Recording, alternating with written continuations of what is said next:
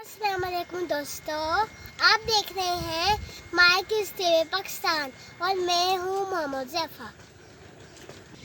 इस वक्त मैं अपने गांव की एक छत पे खड़ा हूँ। यहाँ से गांव का नज़ारा बहुत खूबसूरत रहा है, ये देखें।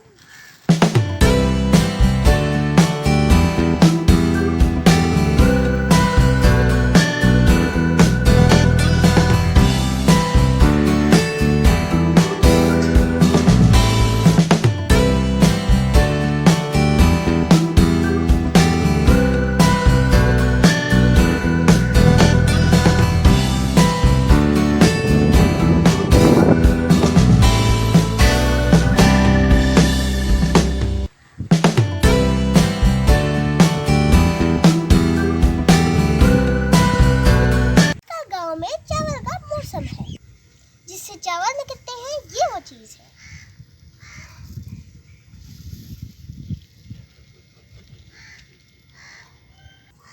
इसको पहले धूप में सुखाया जाता है।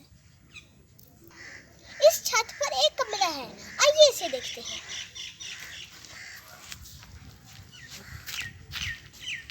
इसको पंजाबी में छत कहते हैं।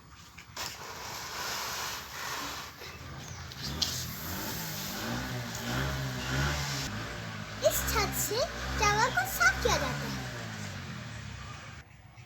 यहाँ एक डिश भी लगी हुई है। शहर की तरह गांव में भी सारे चैनल देखे जा सकते हैं।